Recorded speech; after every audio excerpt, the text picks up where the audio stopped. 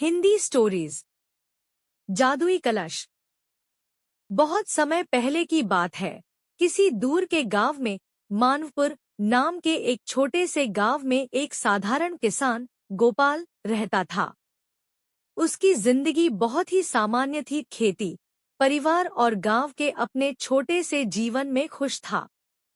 लेकिन गोपाल को हमेशा यह चिंता सताती रहती कि वह अपने परिवार को और अधिक सुख सुविधा कैसे प्रदान कर सके। एक दिन खेत में काम करते समय गोपाल को एक पुराना कलश मिला।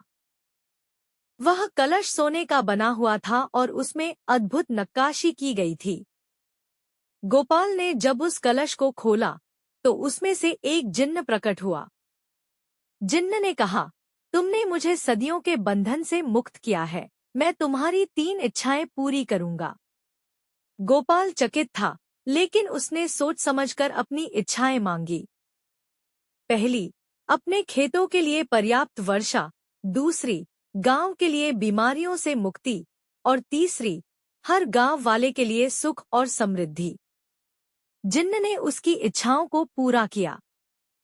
जल्द ही गांव बदलने लगा।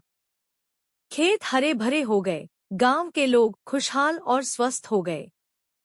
पर धीरे धीरे गांव वालों में लालच और ईर्ष्या बढ़ने लगी। वे गोपाल से जादुई कलश मांगने लगे। गोपाल को डर था कि कलश के गलत उपयोग से गांवों में अशांति फैल जाएगी। एक रात उसने सपने में अपने पूर्वजों से संदेश प्राप्त किया कि सच्ची समृद्धि साझा करने से मिलती है, न कि छीनने से। गोपाल ने निश्चय किया कि वह कलश को पुनः जमीन में दबा देगा। उसने गांव वालों को इकट्ठा किया और कहा, हमारे पास जो कुछ भी है उससे हमें खुश रहना चाहिए। लालच में हम अपनी छोटी सी दुनिया को नहीं खो सकते। यह कहकर गोपाल ने कलश को वहीं दबा दिया जहां से उसे मिला था। गांव वाले मान गए और अपने जीवन में खुश रहने लगे।